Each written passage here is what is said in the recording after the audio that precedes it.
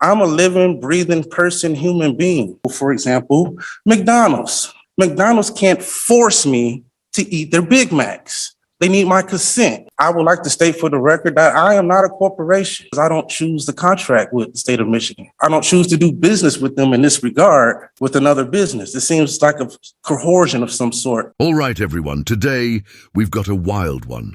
A man in court trying to argue his way out of paying child support, and his reasoning is something else. You honestly have to hear it to believe it. I can't tell if he's being clever or completely missing the point, but it's definitely worth watching. What do you think? Smart move or total fail? Let's get into it.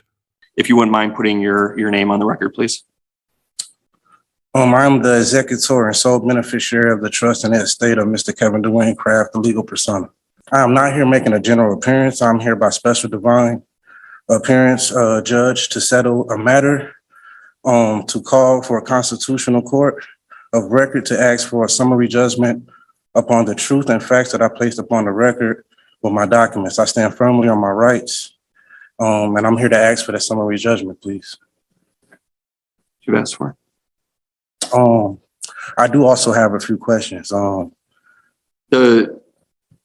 I understand you're pro se, and then therefore you get a little bit of leeway, but typically the judges don't answer questions. We're the ones who ask questions. This isn't like a trial court where it's a very kind of back and forth.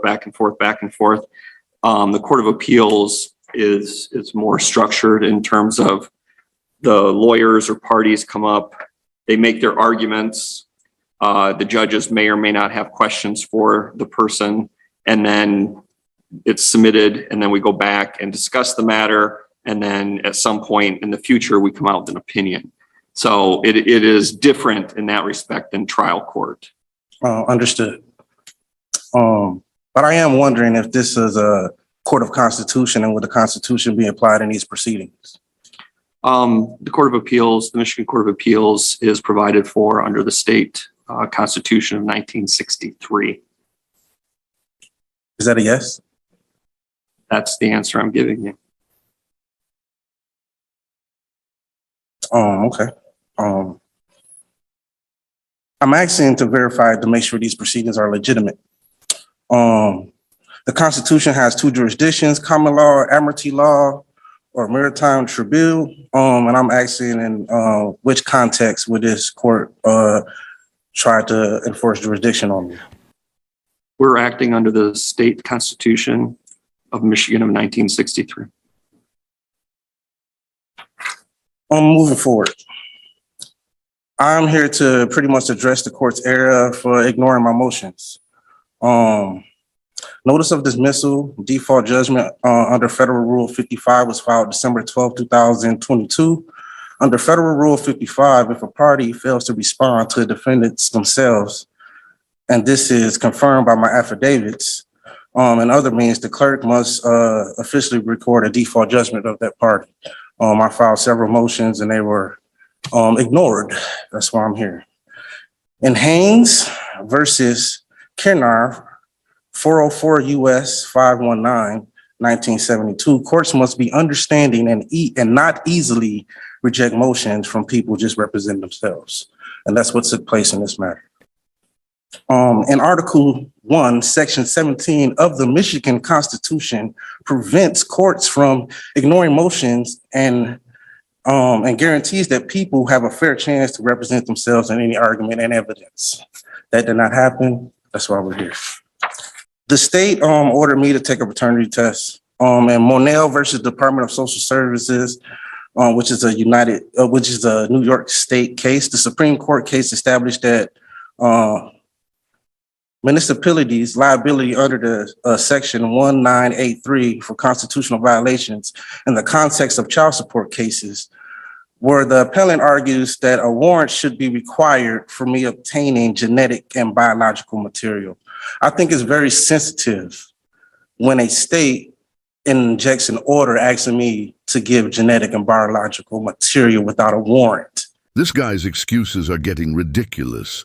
It's clear he's just trying to dodge responsibility. He's acting like being asked for a DNA test is some kind of government plot when it's literally just basic proof of parenthood. It honestly feels less like a sovereign citizen thing and more like someone desperate to avoid supporting his own kid. It's disappointing, really.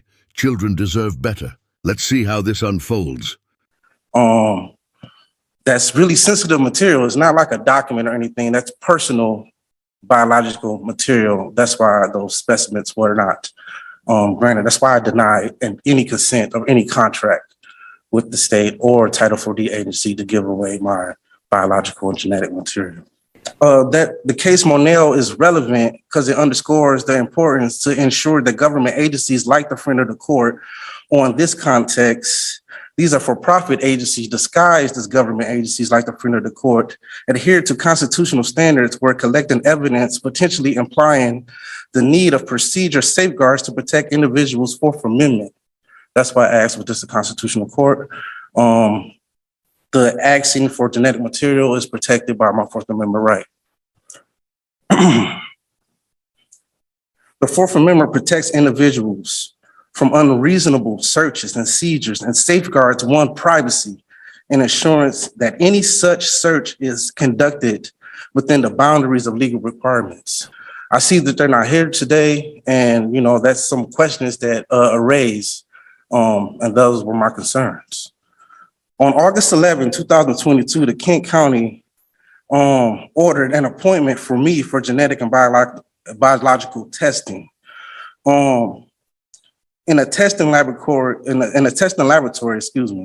DNA Diagnosis Center is a business, and I can prove it's a business because I have their Dun and Bradstreet numbers, 877-184226 for the record. They also said, when I thought this was funny, the state of Michigan stated that it would pay the cost of the genetic test, and if I wasn't excluded, that I would be responsible for that cost. And with that being said, that set alarms. The state of Michigan is also a business. And with them fronting the cost for me, that presented an alarm for me because I don't choose the contract with the state of Michigan. I don't choose to do business with them in this regard with another business. It seems like a coercion of some sort for them to upfront the cost if I was going to be responsible. I do not consent to that business arrangement. The state, they failed to show a promissory note of a contract of any sort. I submitted documents, notice to the court to demand dismissal for lack of jurisdiction, demanded to see an open court evidence of personal and subject matter jurisdiction, and notice of court to refusing to appear voluntary. And I do not accept the offer to contract, and I do not consent to these proceedings.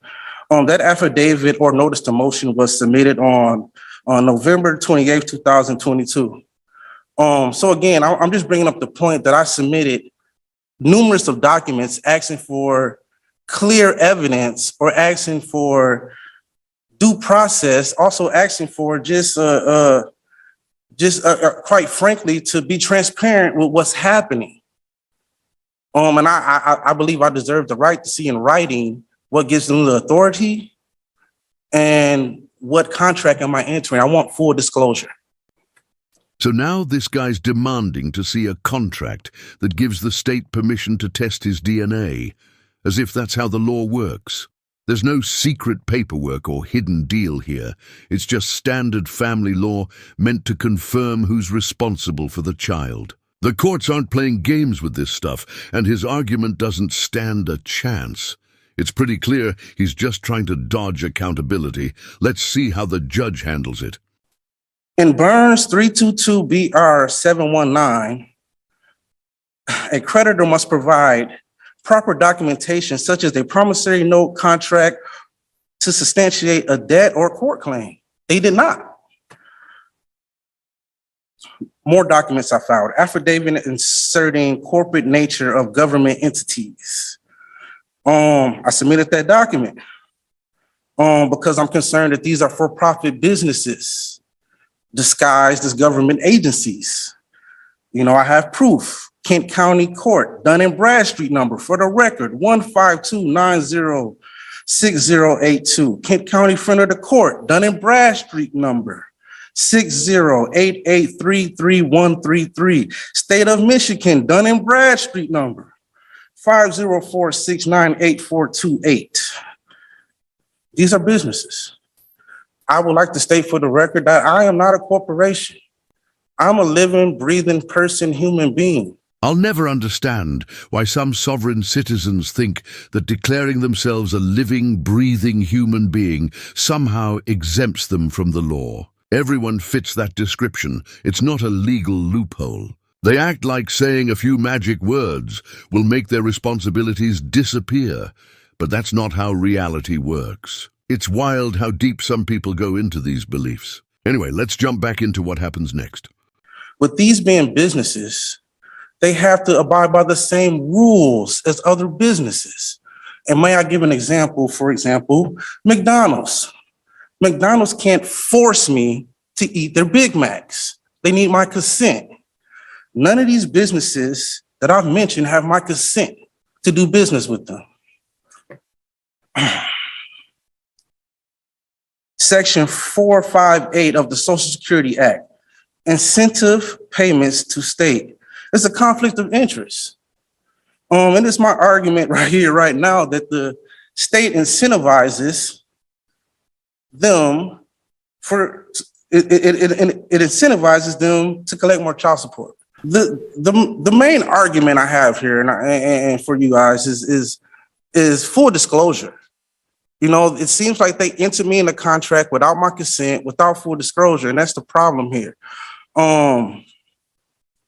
You know, I'm here to argue subject matter and lack of jurisdiction. No evidence was established in my involvement of a common law crime or damages, and I did not commit any common law crime.